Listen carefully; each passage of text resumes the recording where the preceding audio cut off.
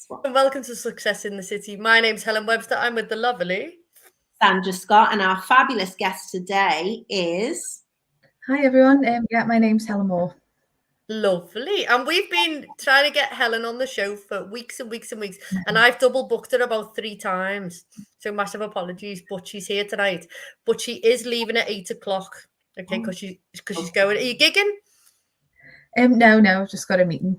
Just got a meeting. Yeah. I thought you were gigging. So yeah. So we'll find out more about Helen in a minute. First thing we do is shout out to the kids, any young people who've done amazing things. So San, have you got any little people you want to shout out to? Yes. My lovely munchkin, Jacob, who had his lesson and read all these little books in English, and we did them in Spanish. He's 5 years old. Honestly, he's absolute. I was just like that. And he hadn't really been interested much, so I reduced them to half an hour, and he was just brilliant. So I was made up. And April, who's a new client who are tutoring English, who's also a Mandarin speaker, very, very well. I've got a few new clients on board this week as well, so we're getting busy, which is better and good. And so things are moving business-wise, I think, after the lockdown, which we need, as we know.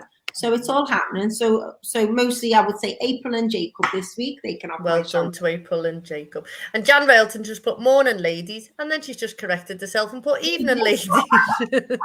So evening to Jan. Maybe she's full of energy today. She is. Yes. Helen, have you got any little people that you want to shout out to? He's not so little, but I would like to give a little shout out to my little cousin who's taller than me. He's 15. His name is Mason. And I've been giving him some theory lessons over the last couple of months because he's really got into his music and he's doing amazingly well. Oh, you probably inspired him. He's a fantastic player. He's really picking up the theory really well. So I just want to say a big well done to Mason.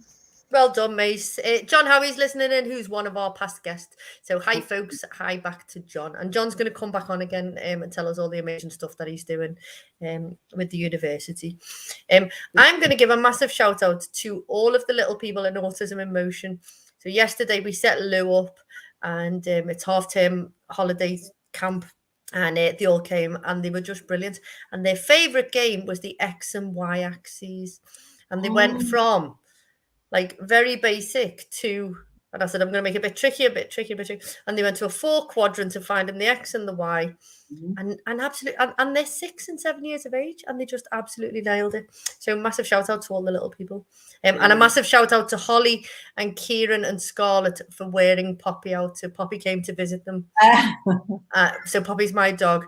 She came to visit them, and they had to absolutely run ragged and played hide and seek with her, hid the food and everything. And then she didn't move all night. So thank you to them. Yeah. Brilliant. So we're going to crack on with Helen straight away, and we're going to find out all about her. So Helen and I met when the 3 of us actually went on the podcast course with Friends of Norris Green Park, and Helen and I were paired in the same group, and we did our podcast with Terry May, who's been a guest of ours. Right. And Helen said, I'll create this little jingle thing, and we were like, all right, okay, cool. And then she created this amazing jingle. Then she did all of like the editing and all the boss stuff so we just did the interview, and Helen did all this editing and the filming and the photographing. Absolutely amazing. Put a photograph up of us in Norris Green Park, and Sophie Lewis Newton says, is that Helen MAW? And I said, it is. And when Sophie started in St. John Bosco working, Helen went in at year 7. Oh. So when I told Soph that you were on the call today, she was like, oh, mate, you want to feel proper old. So Soph's been working there for something like 12 years, I think, or 10 years. And Helen was a year 7. And Sophie said that she would learn every single year 7's name. But she really remembered Helen because she said she was an outstanding pupil and dead musical and amazing and did loads of boss stuff. So we're going to hand it over to Helen, and you're going to tell us how you became the music success that you are now and what you do and everything else. Yeah, great. So, my name's Helen MAW, as I've already said, and I am a singer-songwriter, musician. I work for a music publisher as well, so my entire life is music. and I wouldn't have it any other way. So I started off in music when I went to MAW on Croxley Park Estate. That was my primary school. Did you? And I did. And yet we had like a sort of musical roadshow come in for the school's music service, and they were trying to encourage people to take up instruments and stuff like that. And then that was the first time that I picked up a clarinet. And then it just sort of went from there. So all the way from the age of 7, I learned like clarinet and saxophone, done all my exams and stuff like that. And then went on to study music at university as well. So I went to Hope University, done a music degree, and then done a master's degree in the Beatles, popular music and society. And then over the last sort of 10 months, I've been working for Centric Music, which is an independent music publisher based in the Baltic. So, as I say, it's sort of everything that I do. And then when I'm not working, I'm writing songs and gigging and stuff like that. So yeah, that's my musical. What an achievement, because we've had a few musicians on the show and everything, because we love that type of talent, and our city seems to be quite good for breeding that type of talent. And it's so difficult to get on these courses. People think, oh yeah, you go and do a degree in music, you've got to be like a grade 8 or have A-level music, and people have no idea the level that's involved to get to that standard. It's very, very difficult to get to such a high level in music. The people who do degrees in music are just so multi-talented. So come on, you play the clarinet and the saxophone. What else do you play? Because have I got enough fingers? Yeah. Yes, I've got my bass guitar just behind me. Play a bit of bass, play piano. Bit of guitar as well. I got a new guitar over the weekend, so I've been playing that for the last couple of days. And yeah, just sort of a smattering of a few things. I've been really lucky to have some amazing teachers over the years who've, sort of taught me one thing, but then said, well, why don't you try this as well? Just sort of a smattering. That's just my phone then. I was trying to find out, because somebody commented on our post. And I was trying to find it when I posted that you were coming on our show. I was trying to find it to see who it was to give them a shout out. Apologies. But during lockdown, you released a couple of singles. So I did, yeah. Helen released a single, and I said, oh yeah, I'll have one of them. And you posted it in the most beautiful envelope with stickers and sweets and all sorts of. So it wasn't just, oh, this is my CD. It was like a proper little care package, and it was just like this beautiful thing to receive. So tell us how you got into writing and how you produced the music and that sort of stuff. Yeah, so I think, to be honest, I feel like I came to songwriting quite late, really. I didn't write my first song until I was about 18 or 19. And, I know loads of people who were like, oh, I was writing songs when I was like 6. And it always sort of eluded me a little bit. Because I think, as most musicians do, I listen to a lot of music myself, and I think it overwhelmed me a little bit at first, because obviously you listen to like the Adeles and the Beatles and all of them, and you think, God, how can I ever make something like that? But it's getting past that and thinking, well, no, as long as I'm creating something, that's the most important thing. So yeah, I wrote my first song when I was 18, and I actually wrote it for a competition. I used to be in like a ukulele band, and one of the guys brought this poster in one day, and it was for a songwriting competition. And I thought, oh, I'll just, I've never wrote one, but I've got an incentive to write one. So I wrote this song and came second and got. Yeah, I was really pleased, actually, considering it was my first attempt. And I won like Yamaha vouchers, and I bought my first sort of proper guitar with that. Wasn't that brilliant? And then from then, yeah, it's one of them like nice moments that I like looking back on and thinking, it was.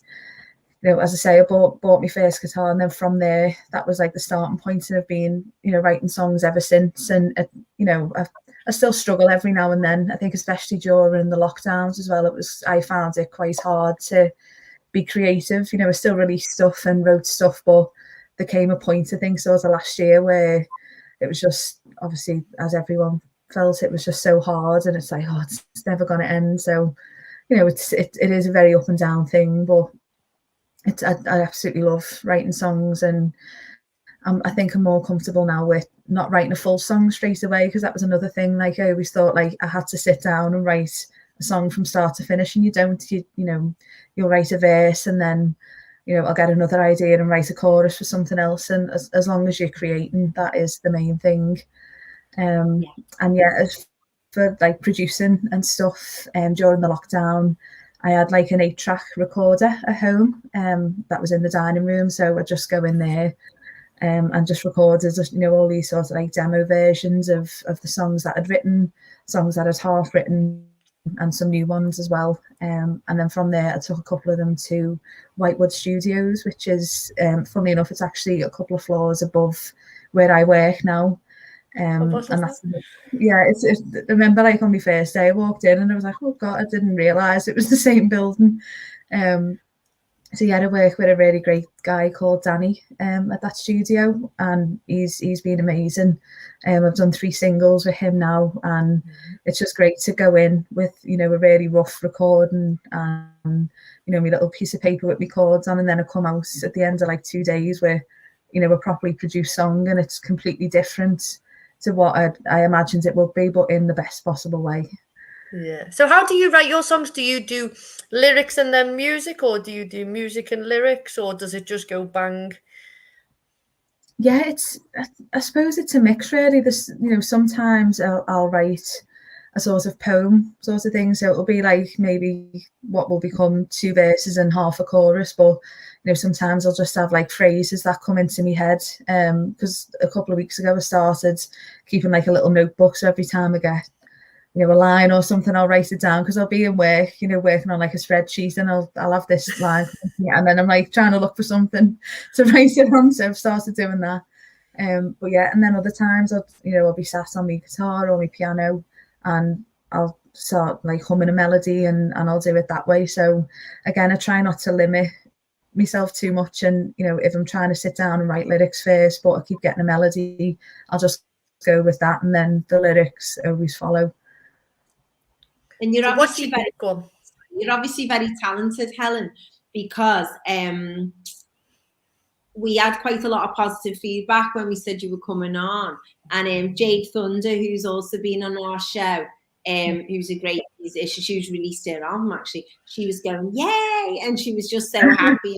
Oh, she's so talented, and she messaged me personally, and then put comments as well about you underneath. You know, you're obviously and she's over the water. You're obviously very, very respected by other musicians, which I think is lovely.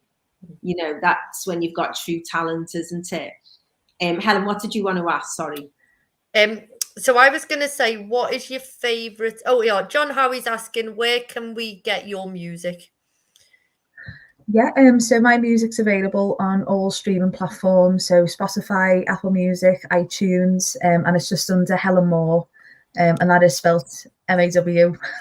I've always got to do Helen MAW on. I'm just typing it in now on Spotify, iTunes, and what was the other one? Sorry. It's pretty much all the streaming platforms. Yeah. Yeah. Apple Music. Yeah, Apple Music. Yeah.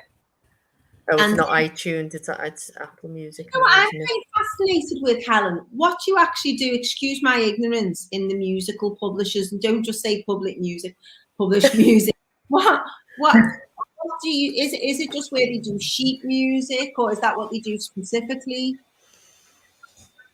So the company that I work for, Centric, we have artists sign up to use us as a publisher, and then what we do is we take their music and we register it with performing rights organisations across the world. So the opportunities to put your music forward for, like, you know, adverts and TV shows and stuff like that. So we, you know, as I say, we register it as your like publisher, because, you know, a lot of the time it helps if, you know, you've got a company doing it for you, because, you know, we'll do all like the groundwork and make sure, you know, you're claiming your royalty in every territory and stuff like that. So in my particular role, I sort of work with like other publishers and stuff like that. So they'll send us, their new songs and new catalogues and stuff, and then I'll register them, and then they get sent off.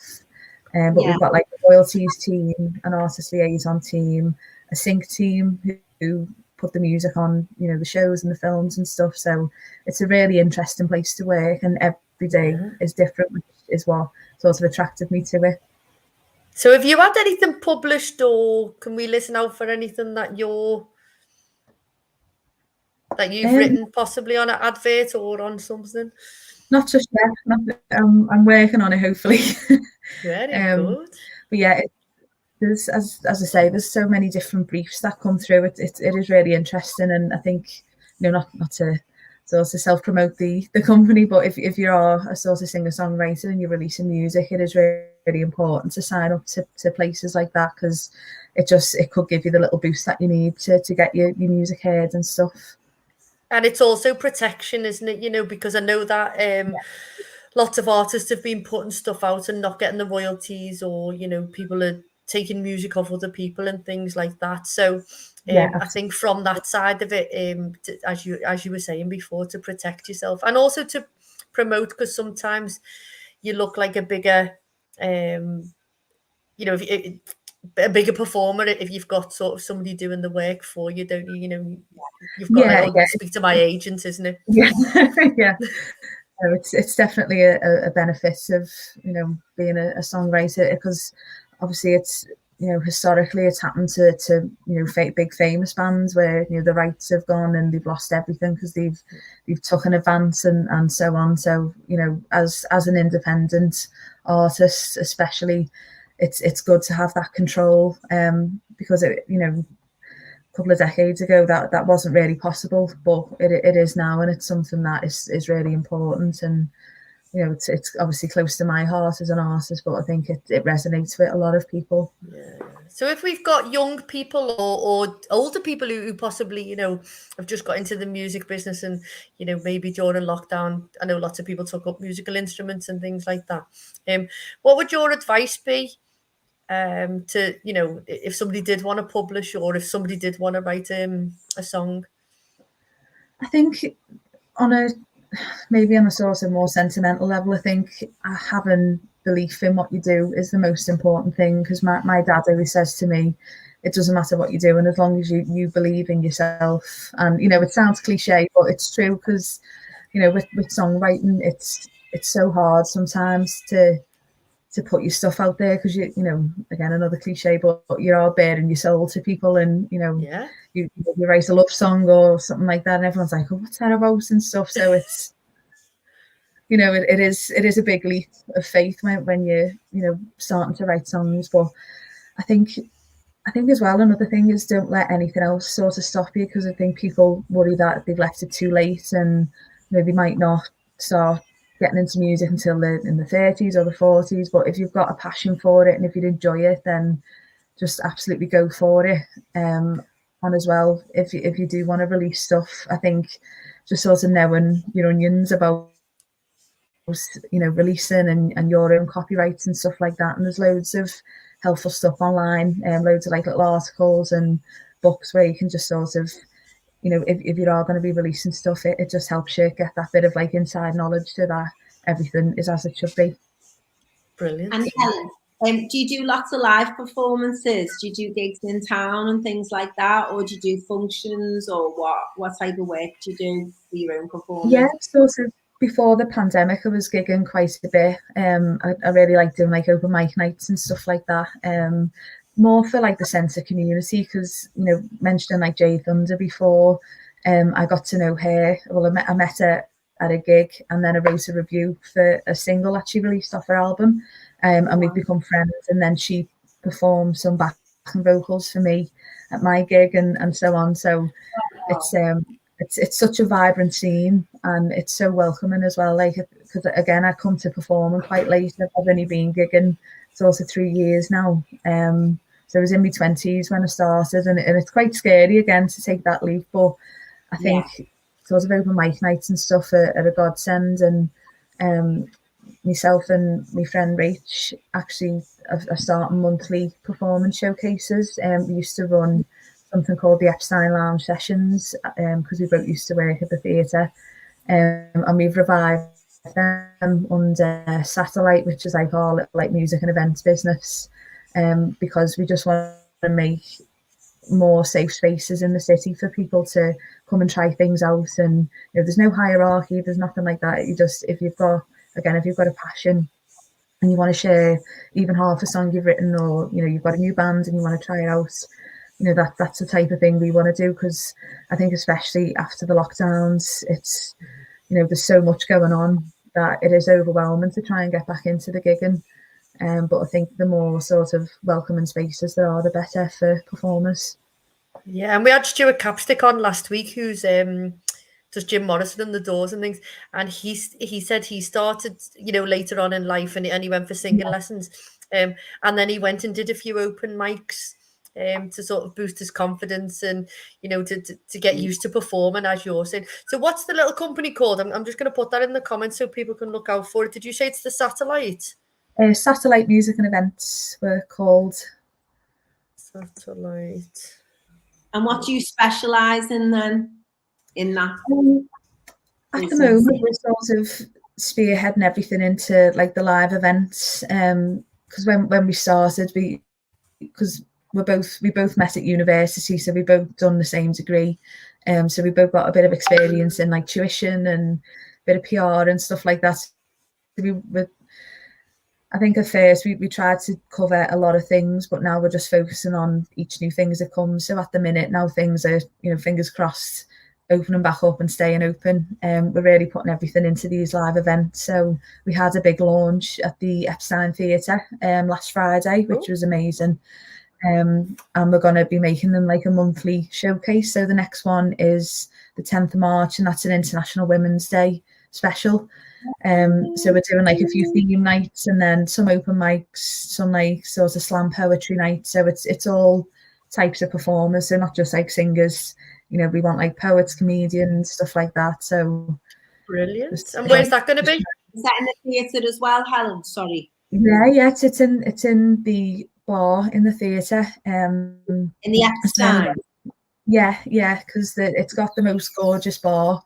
The theatre, it's really, really lovely, and really like ornate, but it's a nice space for sort of semi-acoustic performances. So that's where they're going to be held every month. Oh, brilliant.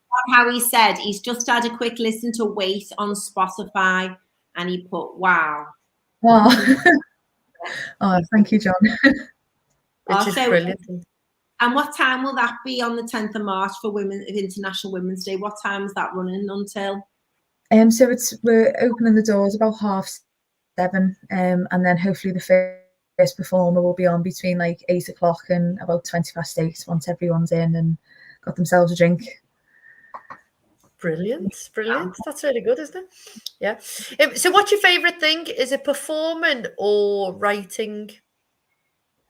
I think writing, to be honest, because I love that feeling that I get when I've written a song, and it's because it's even better when you go and record it properly. But even just sitting down and writing it, because I wrote a new song a couple of weeks ago and I was working on it for probably about 5 or 6 days, and then on the sort of last day when I played it all the way through, and it was just that it's sort of like half relief, half like happiness, because you're like, oh, thank God, because there's been times where I've spent like a week or so on a song and I'm like, I'm so sick of this, I just want to finish it, but it's it's not happening. But yeah, it's to be creative and a sense of achievement. And given the masters you said you did with the Beatles, I suppose you've seen the Get Back footage about the Beatles, have you?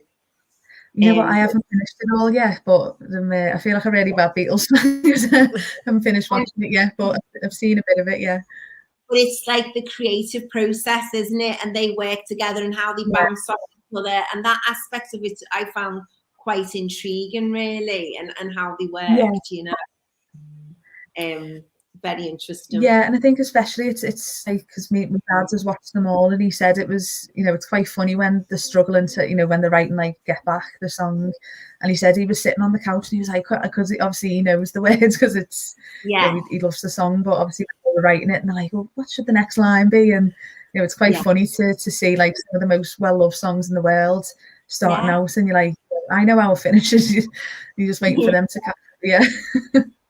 Yeah. So are there any songs that you've written where you've thought, oh, it's a great idea, and you've written them and then you think, oh, that's just not, and you've parked it, you know, you thought that's not the right one, and then maybe gone back to it a bit later on, or... Yeah, well, funnily enough, Wait was that song for me. So twice after John commented that he likes it, because I wrote Wait in, oh God, I think about 4 years ago now, and you know, I didn't mind it, but I didn't really like performing it that much, so that did get shelved. And then when the first lockdown was happening, and I got all of these old songs out, that was like the first one I picked up. And I had this red like Yamaha organ that my dad had got for me, like really like retro sounding organ, and I was just messing about with like the chords on that and come up with this little riff, and I was like, oh. And then I recorded it, and within like an hour I'd re-recorded it, I'd added another verse in, done all the harmonies, and it just completely come to life after sort of sitting, you know, on a piece of paper in a drawer for 2 years. So wow. You know, so are your mum and dad musical? My dad is, yeah. He plays guitar and stuff. They're both massive music lovers, which, you know, I'm eternally grateful for, because I've always grown up listening to, you know, a wide variety of music. You know, obviously Beatles and stuff like that. But my mum's a big ACs fan, so I've grown up listening to all of that, and you know, rock. And there's not many things I haven't listened to. So I think that sort of guided me towards what I'm doing, because I've just always grown up with music, and as I say, like my little cousin's musical as well. So there are quite a few of us in the family, which is good, especially at family parties. Yeah, definitely. There'd be a boss family party, wouldn't it? Getting on the piano and everybody singing around it. That'd be amazing. So we've only got a short time until you have to go. What's the future for you? What's next? Well, I'm hoping this year is going to sort of be, a big year for me. I've got a couple of plans for recording and stuff like that. I'm hopefully going to be making an EP in a studio. Can't say too much about where and when yet, but I'm really excited about it. It's with a really sort of exciting producer and stuff like that. So that's like the big project for me at the minute. And as well, I've got a couple of gigs lined up, supporting a couple of other people. One of them is Jade. I'm going to be performing with her at her album launch in April, which I'm really excited about. Which we need to go to, Sam. He said we'd go to that. No, it'll be a brilliant night. And yeah, I think gigging as well. I just want to really get back into it, because I really felt like the absence of it during COVID. So, you know, big year for doing gigs, but also going to gigs as well. What sort of gig would you go to? What sort of music would you go and listen to? I really love like the sort of intimate gigs, you know, little ones in town, and like Phase One or like the Jacaranda and stuff like that, you know, local bands and even some, you know, bands that aren't local. But I really like them sort of grassroots like venues, because I just think you get a more sort of connective experience with the artists and the performers and stuff. Because I know when I've done gigs in places like that, you can actually see the people who are watching you, and you can interact with them better. And I just love that. You know, I love going to like the arena and the Phil and stuff, but I just don't think you can beat, you know, a little sort of cozy venue. And that was one of my, because we normally play this or that, but I wanted to like get all your stuff out, you know, before we play. And one of my this or that was intimate gig or festival, you know. Yeah, I think you go for on that. Definitely intimate. One of mine was saxophone or piano. Oh, saxophone. I think I love them both, but I think I have more fun. I can like let loose a bit more when I'm playing the saxophone. Impressive. It's cool, isn't it? Imagine being able to play the saxophone. That'd be like boss. Very, very impressive. What a talented person you are, Helen. So Tommy Coakley's listening in, and he says, "What a great talent, Helen MAW." So he must be a fan of yours, which is lovely, isn't it? That people are listening in, and what an amazing thing that you're doing. So, if people want to get in contact, you have a Facebook page, Instagram, or a YouTube, or how can people? So we can just put into the little comment or a website or something like that, and I can just type it in. Yeah, so on Facebook, Instagram, and Twitter as Helen MAW Music. And I've also got a website as well, which is www.helenmawmusic.com. And I've got like a YouTube channel and stuff, but all of my sort of social media pages, my Spotify and the YouTube is accessible through the website as well. It's just at the top, just under the search bar. Is it Helen MAW Music? Yeah. .com. Yeah. Cool. I'm just typing as I'm talking to you. There you go. Yeah, so people can have a little look and they can find out on Helen MAW Music, then go through to YouTube. And John Howie's already listened to one of your songs and he said it's amazing. So hopefully a few more people will I'll have a little listen in, and and we're really looking forward. And put your gigs and things that you're going to be playing on your socials, and then we'll share them on our page. But I think it'd be amazing if we could go to Jade playing her album release, and then Helen supporting her, which would be an amazing gig for us to go to, because we did say that we were going to go. Where is that before you go? Where is that gig? Thornton Hough Village Club over the water. It's over the water, isn't it? Yeah. Yeah, it's Saturday the 2nd of April as well. Get it in your diary, Scotty. Tickets through Jade's website. Brilliant. I think that'd be a cool one to go to. That I think it'd be great. Well, we know you've got to shoot, and thank you so much for coming on. We have tried to get you on for a long time, so apologies again for messing you about and stuff like that. And we look forward to listening and seeing all your amazing stuff that's coming through. Yeah, no, thank you. I've really enjoyed speaking to you both. Thanks. Brilliant. Have a good evening, and we'll speak to you soon. Great. Thanks everyone for all your lovely comments as well. Oh, lovely. Thank you very much, and we'll see you soon. Yeah, see you soon. Thank you so much. Bye-bye. She'll be in the charts now. She's been on here because that's what happens, doesn't it? They come on our show and then they rock us. I would say, don't forget who your mates are. So how interesting. What a talented person, though. Hey, what a talented person. Well, to be able to play all of them, play all of those instruments and sing, and she creates like jingles, for the podcast and all, absolutely amazing, and because I remember when we did that podcast, it was in the lockdown, wasn't it? We did that pod and you were like, I'm doing this, and I was like, okay, let's do that. And she went, Al can do a jingle, and I thought, because you don't know who anyone is, do you? I did the same. Yeah, massive. Oh, did you? Good. You made me feel better. I thought, right, okay. I thought, what is, like a little xylophone or something. And of course, she just goes through all the instruments she plays, one after the other, after the other, after the other. Like she had clarinet, saxophone, piano, guitar, bass guitar, ukulele. Yeah, and then she's and a bit smattering of others. And they're just so talented, aren't they? Loads of these people. It's like Jade Thunder when she came on. She's done web design and everything. Like she's dead clever. There's such talented people. But of course, music's the only thing you can do that uses every aspect of your brain. It's very, very good. Closely followed by languages.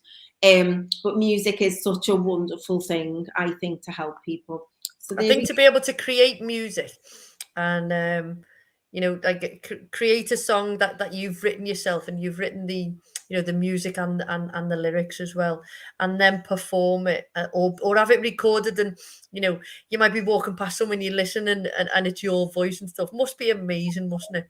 And also like to do the different instruments as well. Like a lot of people have learnt an instrument and you can read the music to that instrument and just do that. But to be able to do all the different ones and think of them all coming in different parts truly is a skill, But she's achieved a lot academically as well in a subject, hasn't she? See, we're surrounded by very talented people, all living next to each other. It's amazing. Should we go for our normal format then? So we're going to go success of the week. Okay, so we're giving a little shout out to the young people. Success of the week. I'm going to go with you first. What's your success? Okay, my success, which also leads into my red face. My success was that I managed to get up on Saturday morning, which I was delighted about, and get down to we had to park the cars first, didn't we? And to start the sponsored walk. So I met you there, which is the red face, which will come in a bit. And then we were in town, and I was there for 6:15, and we did a waterfront walk, didn't we, for Whitechapel? We did. And that was that, really. And it was beautiful, because we'd had the storms on the Friday and everybody was like, oh, it's going to be cancelled. And it wasn't cancelled. And we met at the Pullman Hotel on the front, and then we walked right along to Riversdale, isn't it? Where the Red Bull is. The Red Bull is towards Otterspool Prom. And it was just lovely, and there was lots of people out walking. And then we were able to watch the sunrise, weren't we? And that was the whole thing, is that, people who are homeless, the staff and the support who go out there, they work in all conditions and at all times. And sort of, it was raising awareness and stuff. And it was just lovely, wasn't it? That's what I was thinking as well. And we were thinking, oh, it's going to be cold, it's going to be this, it's going to be that. Well, we were dead lucky, as you say, the storm had finished. It stayed dry. As soon as we finished the walk and had, they had butties at the end for different vegan and bacon butties, whatever anyone wanted was there. And as soon as we got there, and then we had that, and then the rain just started slowly to come. And I thought we were so lucky, but I thought, actually, if you are homeless, you're out in all of it. And I know they say that no one should be homeless, accommodations provided in our city, because a lot of people argue about that. But what I like about Whitechapel as a charity is they're dealing with the causes of that. They're not just saying, okay, well, here's somewhere to this, right, what's happening? Why are you in this situation? What can we do to help you? Mental health support, addiction support. There's all of that. They deal with independent living and just helping people. But they were also, for me, the biggest thing that I found with the homeless is, a homeless person isn't just somebody sleeping on the streets. You could be, staying in somebody's spare room, or you could be staying on somebody's couch, and you think, oh, well, they're not homeless because, they're sleeping somewhere. And it was when they said that homeless was not having your own address.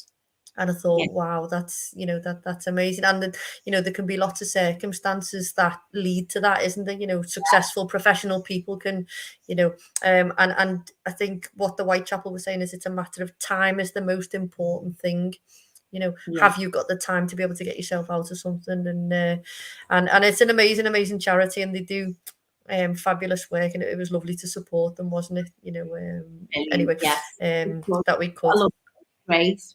Yeah. And have you got any more successes? Because you've had a busy week, haven't you? You've had other things. I have had a few things going on. So, the drumming's going better. Brilliant. And people who run it, they're happy to be guests on the show, as you know, which I'm very excited about, because I want them to talk about the Battler. But I thought I might wait till I'd finished newbie school. So I think we're into week 7, I think. Already? Yeah, it's week 6 or week 7. I think week 7, 8, 9, 10. So I've still got 5 more, and then you become a fully fledged band member, which is terrifying. And the drum I've got's absolutely enormous, which I did choose, to be fair.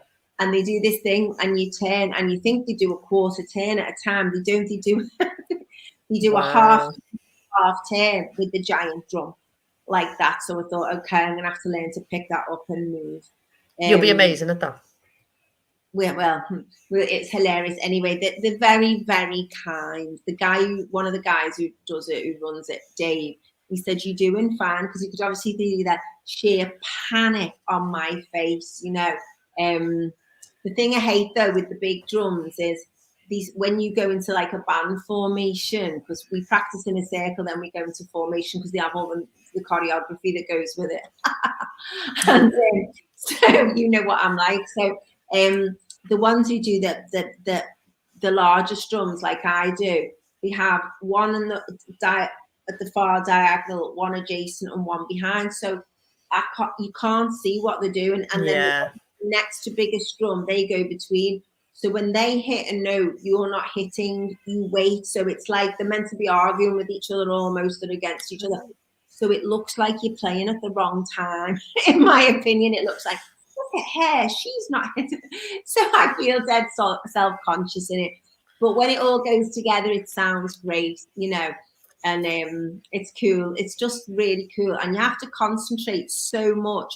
When I'm doing it, I can't think of anything else and I really like that. So it's 2 hours solid. And after being petrified the first couple of weeks, I've just really started looking forward to it. And the people there are really nice as well. So I'm really enjoying it. What about that's you? why I was going to say that's why drumming's really good for your brain, because you can't actually think of something else while you're drumming. So it works your left and your right brain at the same time. So if you were to start drumming, then I was asking you about a shopping list, your drumming rhythm would go off. Yeah. So there's a guy called Steve Shotton who does drum exercise, and he works with people who've had strokes and things like that. Great guy. In fact, I'm going to ask him to get on the show. I'm going to find it. I'll get him on the show because he's a great guy. He's a lovely guy, and I think he might do some stuff with Lisa Rudge as well. Yeah, he does. Yeah, and he does loads of dead good stuff. So he'd be a good guest because he's really entertaining. And of course, we escaped on Saturday night, but I didn't know if you were speaking what your success was. Did escape on Saturday night, and I think Saturday night was one of. So I've had a few successes, so I'm going to do a work success. Was that we were at we set Lou up, which is our interactive playground, and we had some gorgeous families come in on Saturday and all day Sunday to play. And the feedback has been amazing, and it's just lovely that people can actually play on it at the moment. So we've still got a few more sessions on Friday to go, and then I think we're going to look at another weekend. I'm going to look at another weekend to set it up and have even more people come and play. And some people were very kind as well, weren't they, and funded vouchers and things to enable people to access it. So we've got a great network of people, and I'm going to do a big shout out to them all once we've completed, and I can get all the kids. I've asked them to do little videos of like the bit that they liked and things. And I'm going to do a video and create it to say thank you to all the businesses who've sponsored a voucher to enable a family to come and play, which has been lovely, and really kind of people. People are just super kind, aren't they? So work wise it's been good because Lou's been out and about, and then we went out on Saturday night, you and I. So 2019 you bought me a ticket to go and see Anton Dubek, and everybody who knows me knows that I just like love Anton and I think he's amazing. I had to Google him to find out who he was originally. And then so we went to see Anton and Erin, and it's a show, isn't it? It's I loved it though. I really, at the Phil, it was absolutely brilliant, wasn't it? Yeah, it was lovely. We went to SOS España, didn't we? And I had something to eat before we went, and I had a jug of sangria. Yeah. And then we had a couple of little drinks in the theatre, and then we went out afterwards, and we had a couple more little drinks. But we were good. We were okay, and we'd walked 5,000 steps from midnight till 2:00, and that was to find a taxi. Thereabouts, yeah. That was shocking. I don't even know what time we got in. We got in about 2:15. Well, you would have been later than me, obviously, by the time you got to yours. But I didn't know that. I didn't even. Yeah, it was about cool. And so now I'm plant-based vegan, and when you've had a few drinks and you're walking in town, it's like kebabs, pizzas, chicken shops, all these amazing smells, and I was like, no, I'm not eating anything. And then I got in and I was like a little bit beer hungry, so I made a cup of tea and I was like, oh, what can I have? And so I had a lettuce butty. I know. I was fuming. That doesn't cut the mustard. I was absolutely livid. I was like drinking my cup of tea, eating a lettuce butty. I just crashed out when I got in completely. Well, do you know what I did the next morning? I had bacon. We had bacon in ours. And I thought, yeah, I had some bacon. It was terrible because I had it in for our own. And then I was like, oh, I got our own. And actually, no, that's not true. Ronan made me breakfast. Our own was saying he made me bacon and eggs. Because and so, yeah. And I had having most of tea. I got up at 1:00 in the afternoon. I thought it was down. So I got up and then I had to go and play on low. And thank you. So that was my day doing that as well. So thank you again for that. And football with Ben came in, so football with Ben has been on. And Mick is his dad. So Mick came in with Ben and Ria. And he went, I'm not going to play, Hell. I'm just going to watch. And I was like, oh, yeah, because he's like normally like up for new. Yeah, he said Anne had been out with the girls, and then he'd picked up, and then they'd all gone back, and then they'd had like a few drinks, so he was feeling a little bit delicate. And he was like, "You were out," and I was like, "Yeah, I'm okay though." Oh. And anyway, towards the end, I was like, "Come on, Mick, come and play." So he came and played. So well done to Mick for coming and having a little game as well. But yeah, he was struggling a little bit, and Anne was just like destroyed. I was below par. Yeah, I don't drink, do I? So I don't anymore. So I don't know what hits me now when I have a drink. So I was like, But there we go. I was. Ronan said, "What did you have?" And I went through it. He said, "You've mixed them all, Mum." Yeah. That's the thing. And I thought, yeah, probably. I was like, I think it was the pig prosecco-y thing, wasn't it? You know what I mean? But I was excited because I was out. I know. And then we were like two old women walking through town because we couldn't get a taxi. And everyone was like drunk coming over because Sandra, you had the brolly, didn't you? And everyone was trying to come under your umbrella. And everyone was coming. And I was thinking, when all these like people were like really proper, like battered drunk, weren't they? And we were like, and then I thought, yeah, that's probably me normally but I was quite okay because I'd only had like one or two. I wasn't like drunk. I was okay. We'd paced ourselves. So yeah, so we've had a couple of good successes, haven't we, this week?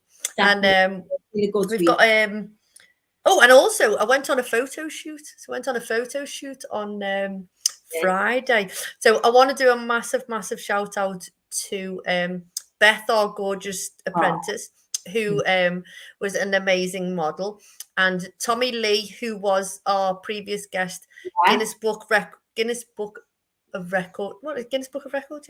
Yeah. Holder, who came and stood in as a model for us. So we've got a new product called which is to stretch your calves, a calf stretching wedge, and I wanted to take different photographs of different feet so that we can promote it. And they were brilliant. They were so lovely, you know, and they'd never met each other. They'd met each other briefly, I think, in our office and said hello. And they just jumped in the car and they were both chatting away, which was lovely. And we had like a really lovely afternoon. And so that was really good. And I've got the photographs back and they're brilliant. And then I want to say a massive shout out to Mark Carr, who's been our guest. So he's from Vardu Media, who did all the photographs during lockdown, and he did our photo shoot, and he's just brilliant, you know. So he was just taking the mickey out of me because I had 6 different pair of trainees with me, so I could get like different photographs of different footwear and things. So it was just, but he was lovely with the young people. He was like really kind and very professional. And he's specialist product photography anyway, and he's in Waterloo, and you know, so he's local, which is just great. So it was great that he and he just did he did a little favour for us, so that was lovely. So a massive thank you to him for, and he turned them round so quick, so we had them on Monday. You know what I mean? He is super fast. Yeah. So he was brilliant. So massive big shout out to him. And that was just an excuse for you to buy new trainers, really, in my opinion. Well, I needed, so I had trail running shoes and I had dance shoes and I had my little 5 toes, which freak Beth out. Yeah. So I had lots of different shoes. I didn't have any road running shoes, so I had to buy some new ones. Right. Just saying, yeah. So so I had to have shoes. So we have a red face moment, don't we? Or 2. And you have done a genius blinder this week. Yeah. So I had a little red face moment on Friday night when I got the veg I was in M&S on Queen's Drive, and I picked up some veg and stuff and for speed. I had some chopped veg and I packed my bag and I went like that with the bag, which burst. Now, this has never happened to me before. But the poor woman at the till, who was absolutely lovely about everything, the veg shot out in cubes all over her, all over her body, everything, all over the counter where you pack your shopping. And it was like I went, yay, like that. It just went everywhere. It was unbelievable. And I was like that.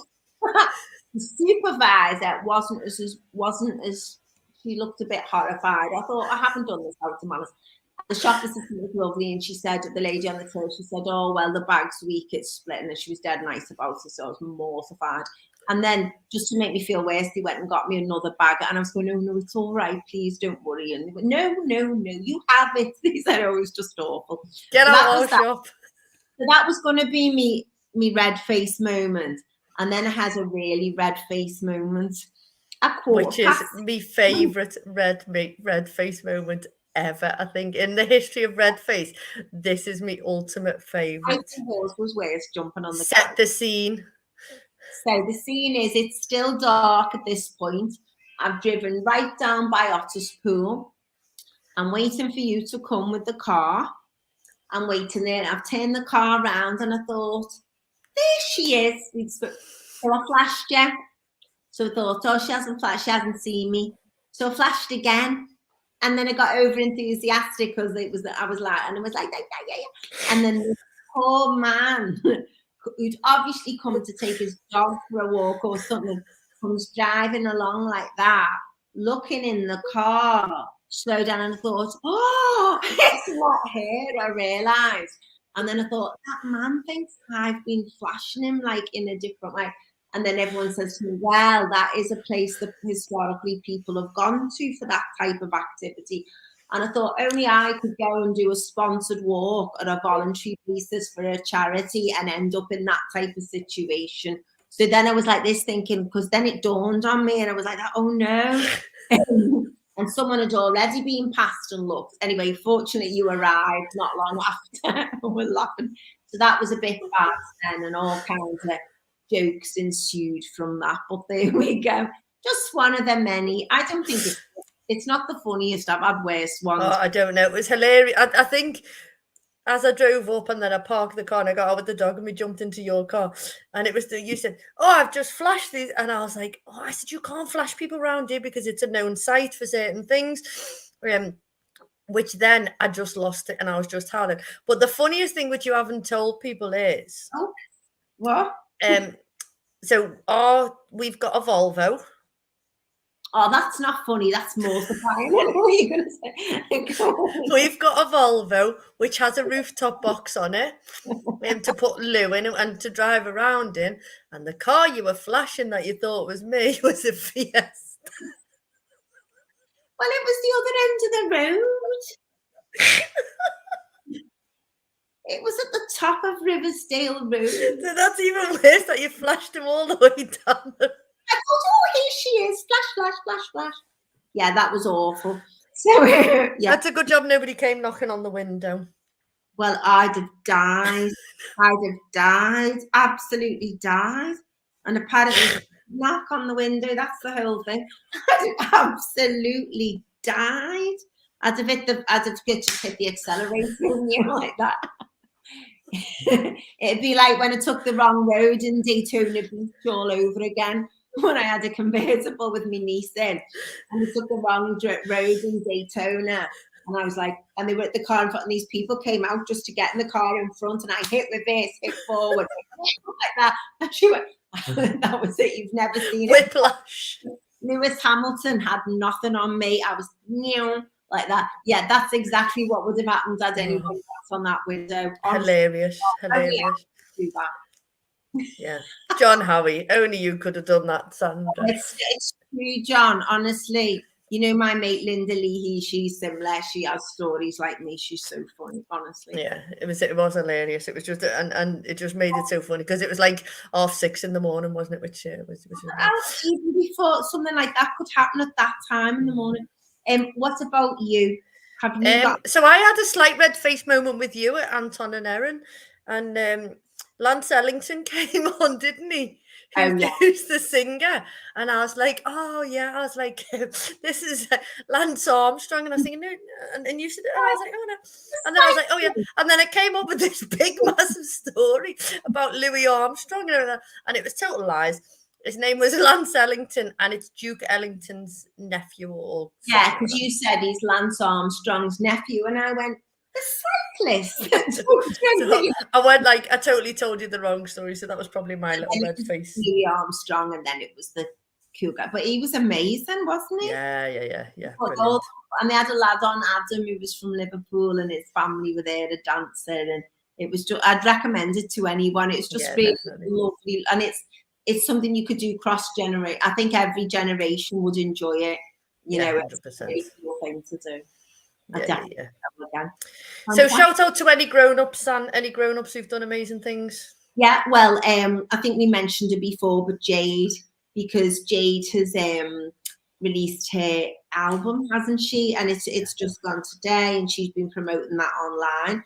So I shared that. And, you know, well done to her, because it's no mean achievement. And of course, the last couple of years for people in that sector has just been horrendous for people in the live music industry. You know, as Stuart was talking about last week with us, wasn't he, about what's happened for the musicians, and it's been so difficult and everything. So well done to Jade. And Mal Lee shared stuff about the referees. We had him on as well, and he was saying about this, I want to say, the referee between two River Junior teams, Walton and Kirkdale Junior Football League, and just saying how fantastic he was. And she hasn't named him, she's just shown a picture, and how he helped this lad. He was a bit nervous, and what he did to help the young people and calm them down was just so professional. And, you know, they're just ordinary people doing great things for everyone in the city, aren't they? So well done. And also, Mal, they do the ref spec, don't they? And probably a shout out for the kids should have been for Ben and his two little friends who'd they did their very first podcast, and it's going to be a little YouTube video as well. And they did an interview things, which was lovely. And I know that Mal leads he leads that project. So that's brilliant. So and a shout out to Ben for getting, and the difference of him from, you know, when he came on our show first and now he's this like little. So he's brilliant, isn't he? And you've shouted him out on the grown-ups bit as well, which just shows how he's come on. Also, I wanted to give a shout out, which a lot of people will be aware of, to Natasha Jonas, who's a female boxer, who's just won her title. So that's just fun. And they showed her daughter with the little thing. And I like this, that she had on Twitter, they had all well wishes from the school. A daughter goes to in Wavertree, so I thought that was nice. We had a few shout outs there. I met Natasha about possibly 8 years ago, and she had I was in school. Which school was it? I was in Anfield School, Anfield Primary, I think it was, or no, Pinehurst. It was Pinehurst School, and she'd come in, and it was for the Oliver King Foundation when they got the first defib, and they let all the balloons off and stuff, and she was beautiful. She was just such a lovely person. She came in, she spoke to all the kids, she had their medal, they were all, you know, she was talking to them, and then I did a little fitness session, dance session, and she joined in with that with them, and then she just come over and stuff, you know, while we were waiting for other things to happen, and she was just such a lovely person. And when I saw that she'd won, I was like, oh, brilliant, you know. And I know it's nothing to do with Liverpool, but a big shout out to our Winter Olympics ladies for winning the curling as well. And one of those ladies was during the pandemic, she actually went back to work in as an NHS doctor. So in A&E, and then she, you know, and has won a gold medal. And one of them, it's her third Olympics, and she's won 2 silvers.